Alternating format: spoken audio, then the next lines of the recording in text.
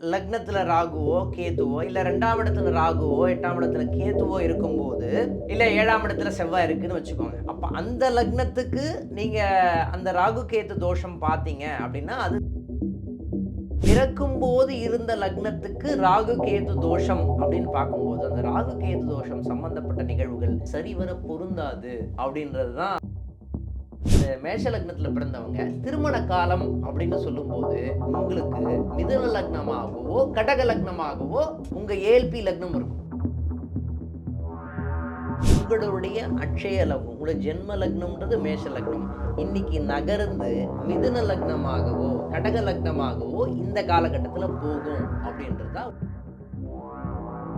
ஒருத்தருக்கு அதே மாதிரி தான் பிறப்பினுடைய லக்னம் அப்படின்னு சொல்லப்படுகின்ற விஷயம் வந்து மேஷ லக்னம். இப்போ அவர் திருமணம் பண்ணும்போது கடக லக்னத்துல திருமணம் பண்றாரு. அவருக்கு 7ஆம் இடத்துல செவ்வாய் இருக்குன்னு வச்சுக்கோங்க. அது வந்து செவ்வாய் தோஷம்னு சொல்றோம். இதே லக்னம் வந்து நகர்ந்து சிம்ம லக்னமாக வரும்போது ஏஎல்பியில வந்து இப்போ உதாரணமாக இப்போ கடக லக்னம்னு நான் சொன்னேன். 7ஆம் இடத்துல செவ்வாய் இருக்கு. அப்போ இவருக்கு என்ன பண்ணணும் அப்படின்னு பார்த்தீங்கன்னா, நம்ம பண்ண வேண்டிய விஷயம் என்னன்னா,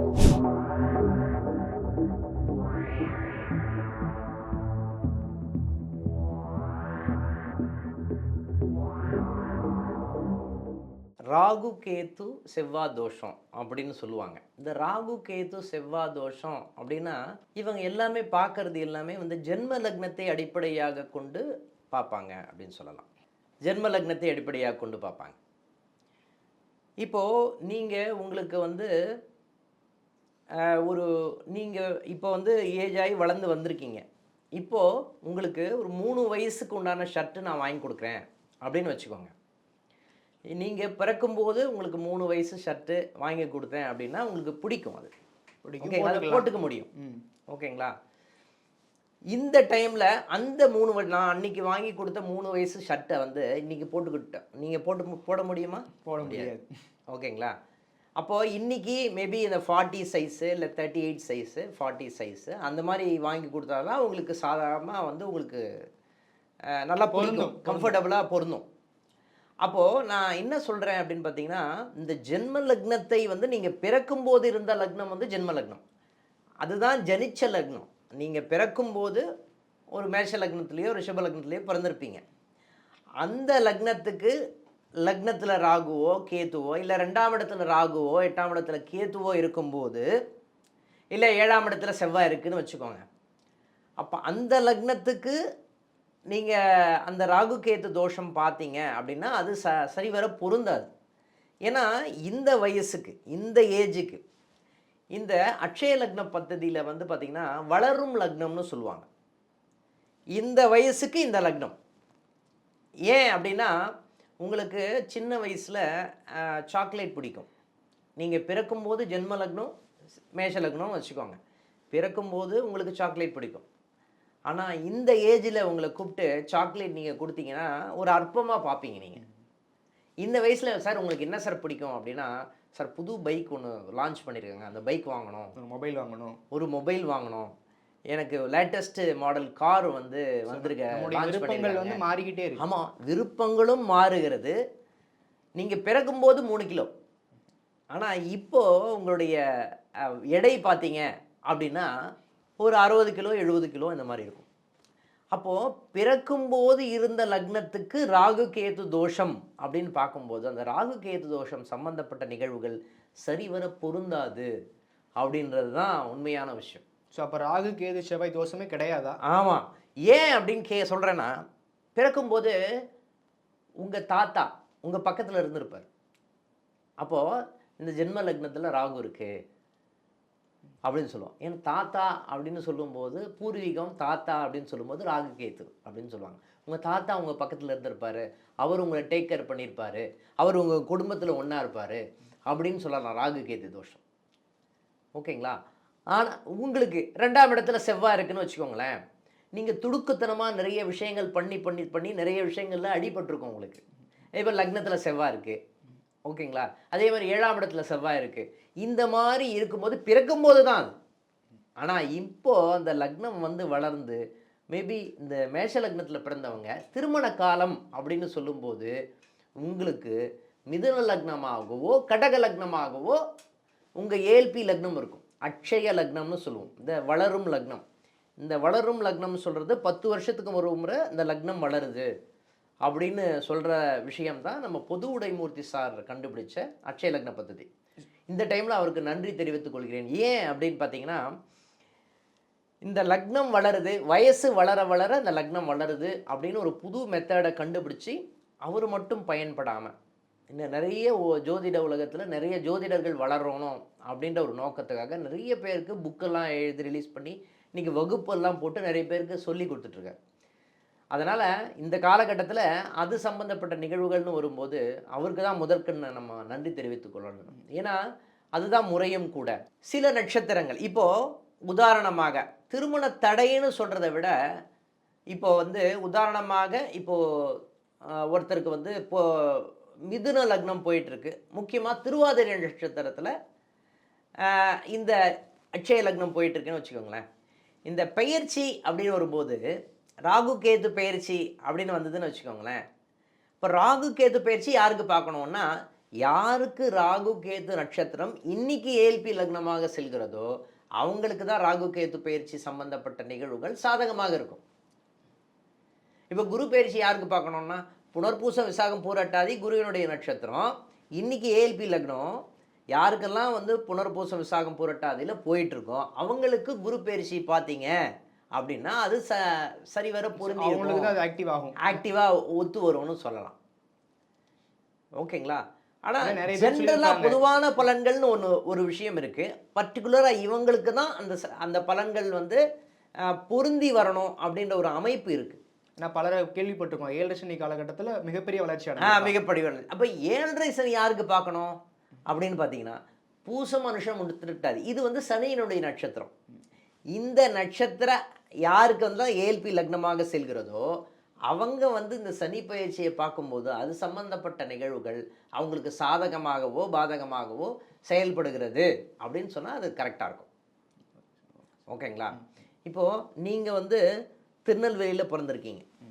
இப்போது நெல்லையப்பர் கோயிலுக்கு போனோம் அப்படின்னு நம்ம சொல்கிறோம்.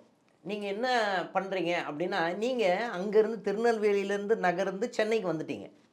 இங்கேருந்து கூகுள் மேப்பில் நான் சர்ச் பண்ணுறேன் நெல்லையப்பர் கோயில் அப்படின்னு நான் போட்டேன்னு வச்சுக்கோங்களேன். இங்கேருந்து எத்தனை கிலோமீட்டர் காமிக்கும்? 600 கிலோமீட்டர் மேலே 600 கிலோமீட்டர் மேலே காமிக்கும். நீங்கள் பிறந்தது திருநெல்வேலி, அப்போ அங்கேருந்து பார்த்தீங்கன்னா 2 கிலோமீட்டரோ 3 கிலோமீட்டர்லேயோ காமிக்கும். புரியுதுங்களா? அப்போது நீங்கள் பிறந்து வளர்ந்து எண்ணங்களும் வளருது, உங்களுடைய எடையும் வளருது, நீங்கள் வளர்ச்சி அடைந்து இங்கே போனால் தான் இந்த காலகட்டத்தில் இங்கேருந்து நகர்ந்து இங்கே வந்திருக்கீங்க அப்படின்னு அர்த்தம். அதே மாதிரி தான் உங்களுடைய அட்சய லக்னம், உங்களுடைய ஜென்ம லக்னம்ன்றது மேஷ லக்னம் இன்னைக்கு நகர்ந்து மிதுன லக்னமாகவோ கடக லக்னமாகவோ இந்த காலகட்டத்தில் போகும் அப்படின்றது தான் உண்மையான விஷயம் அப்படின்னு சொல்லலாம். ஏன்னா உங்களுக்கு எண்ணங்களும் வளருது, அறிவும் வளருது, உங்களுடைய எடையும் வளருது, எல்லாமே மாற்றம் அடைகிறது. இப்போ லக்னம் வளருது அப்படின்னு எடுத்துக்கிட்டா ஏதோ ஒரு காலகட்டத்தில் வந்து அவங்களுக்கும் ராகு கேது செவ்வாய் தோஷம் வரும் இல்லையா? ஆமாம் ஆமாம். இப்போது உதாரணமாக இப்போ ஒருத்தருக்கு வந்து கடக லக்னம் ஏஎல்பி லக்னம் போயிட்டுருக்கு. ஏஎல்பி லக்னம் நான் சொல்கிறது மேஷ லக்னத்தில் பிறந்தவருக்கு கடக லக்னம் ஏஎல்பி லக்னம் போயிட்டுருக்கு அப்படின்னு சொன்னால், இப்போ அந்த லக்னத்தில் ராகு கேது தோஷம் அங்கே லக்னத்தில் ராகுவோ கேதுவோ இருந்தது 7ஆம் இடத்துலையோ இல்லை 2ஆம் இடத்துலையோ இல்லை 8ஆம் பாவத்திலையோ ராகு கேது இருந்தால் தோஷம்னு சொல்லலாம். அதற்கான பலன்கள் வந்து வேறுபடும்னு சொல்லலாம். இப்போ ஒருத்தருக்கு அதே மாதிரி தான் பிறப்பினுடைய லக்னம் அப்படின்னு சொல்லப்படுகின்ற விஷயம் வந்து மேஷ லக்னம். இப்போ அவர் திருமணம் பண்ணும்போது கடக லக்னத்தில் திருமணம் பண்ணுறாரு. அவருக்கு 7ஆம் இடத்துல செவ்வாய் இருக்குன்னு வச்சுக்கோங்க. அது வந்து செவ்வாய் தோஷம்னு சொல்கிறோம். இதே லக்னம் வந்து நகர்ந்து சிம்ம லக்னமாக வரும்போது திருமணம் ஆகும்போது செவ்வாய் தோஷம் இருந்ததா, இப்போது இந்த சிம்மத்தில் அந்த செவ்வாய் லக்னம் வந்து ஏஎல்பி லக்னம் வளர்ந்து இப்போது செவ்வாய் சம்பந்தப்பட்ட தாக்கம் வந்து திருமண முறிவு அப்படின்ற ஒரு விஷயத்துக்கு, ஏன்னா நம்ம 6ஆம் இடத்துல செவ்வாய் வந்துருச்சு, அப்போ திருமண முறிவு அப்படின்ற ஒரு விஷயத்துக்கு இட்டு வந்து விட்டுருவோம் அப்படின்னு சொல்லலாம். அப்போது இன்னைக்கு இருக்கிற அட்சய லக்ன பద్ధதியில் இன்னைக்கு இருக்கிற ஏஎல்பி லக்னத்துக்கு செவ்வாயோ ராகுவோ கேத்துவோ இருந்தால் மட்டும்தான், இல்லைன்னா 2ஆம் இடத்துல செவ்வாய் ராகு கேது எல்லா ஃபார்முலாவும் அப்படியே தான் வச்சுருக்கோம், எதுவுமே மாறல. 2 8 ஆமாம், 2 8 7, அதே மாதிரி 4 12ன்னு சொல்லுவோம். ஓகேங்களா? இந்த மாதிரி இடத்துல அந்த அதிபதிகள் லக்னாதிபதியோ நட்சத்திராதிபதியோ சம்பந்தப்படும் போது மட்டும்தான் செவ்வாய் தோஷமோ ராகு கேது தோஷமோ ஏற்படும் அப்படின்னு சொன்னால் மிகையாது. ஏஎல்பியில் அதற்கான தீர்வுகள் என்னென்ன சார்? ஏஎல்பியில் வந்து இப்போ உதாரணமாக இப்போ கடக லக்னம்னு நான் சொன்னேன். நான் கடக லக்னம்னு சொன்னேன், 7ஆம் இடத்துல செவ்வாய் இருக்குது. அப்போது இவருக்கு என்ன பண்ணணும் அப்படின்னு பார்த்தீங்கன்னா, நம்ம பண்ண வேண்டிய விஷயம் என்னென்னா, ஒரு மேனுஃபேக்சரிங் கம்பெனியில் அவர் ஒர்க் பண்ணிகிட்ருக்காரு, அந்த மாதிரி ஒரு மாப்பிள்ளையை பார்த்து கல்யாணம் பண்ணணும். ஓகேங்களா? ஒரு போலீஸ் அதிகாரியாக இருக்கார், அந்த மாதிரி மாப்பிள்ளையாக பார்த்து கல்யாணம் பண்ணணும். ஸோ செவ்வாயினுடைய காரகத்துவம் சம்பந்தப்பட்ட ஒரு மாப்பிள்ளையாக பார்த்து திருமணம் பண்ணோம். ஒரு டாக்டர் மாப்பிள்ளை செவ்வாய். ஓகேங்களா? இந்த செவ்வாய் சம்பந்தப்பட்ட காரகத்துவம் சம்பந்தப்பட்ட மாப்பிள்ளையை பார்த்து திருமணம் பண்ணோம் அப்படின்னா, இதே ராகு கேது இருக்குது சார், என்ன சார் பண்ணலாம்? வெளிநாட்டிலேருந்து வந்த மாப்பிள்ளை, வெளியூரில் இருக்கிற மாப்பிள்ளை, ஓகேங்களா? டெக்னாலஜி சம்பந்தப்பட்ட மாப்பிள்ளை, அவர் கோடிங் சம்பந்த அந்நிய இவங்க ஒரு சப்செக்ட் இருப்பாங்க. ஆக்சுவலாக இவங்க குலத்திலேயே சப்செக்ட்னு இருப்பாங்க, நிறைய இருக்கும். ஆமாம், நிறைய பேர் அதில் பண்ண மாட்டாங்க. அந்த மாதிரி முறை வேறு, அதாவது மாற்று முறை திருமணம் அப்படின்னு சொல்லுவோம். வேறு கம்யூனிட்டியில் பார்த்து திருமணம் பண்ணுறது, இந்த மாதிரி விஷயங்கள் நடப்பதற்குண்டான அந்த சாத்தியக்கூறுகள் இந்த காலகட்டத்தில் இருக்குது அப்படின்ற ஒரு விஷயத்தை நம்ம பதிவு பண்ணலாம். ஓகேங்களா? அதாவது இந்த ராகு கேது என்ன அந்த பாவத்தில் இருக்குது, அதனுடைய காரகத்துவம் சம்மந்தப்பட்ட விஷயத்தினுள்ள மாப்பிள்ளையை நம்ம பார்த்து திருமணம் பண்ணோம். டெக்னாலஜி இப்போ கோடிங் பண்ணிட்டு இருப்பாருன்னு வச்சுக்கோங்களேன் மாப்பிள்ளை, ஓகேங்களா? அவர் ஐடியில் கோடிங் பண்ணிட்டு இருப்பார். அப்போ அந்த மாதிரி மாப்பிள்ளை, இந்த மாதிரி மாப்பிள்ளையை பார்த்து திருமணம் பண்ணோம் அப்படின்னு சொன்னால் அது சம்பந்தப்பட்ட நிகழ்வுகள் உங்களுக்கு சாதகமாக இருக்கக்கூடிய தன்மை இருக்குது அப்படின்னு நம்ம சொல்லலாம். ஓகே, முடிச்சுக்கலாம் சார். ஓகே, எவ்வளோங்க? Okay sir. இப்போ அடுத்து என்ன சார், இது ராகு கேது பயிற்சி சொல்லணும்னு சொன்னீங்க, 12 ராசிகளுக்கான ராகு கேது பயிற்சி சொல்லலாம், இல்லை திருமண தடை பேசிடலாம். திருமண தடையில் எப்படி கேள்வி கேட்கு சார்?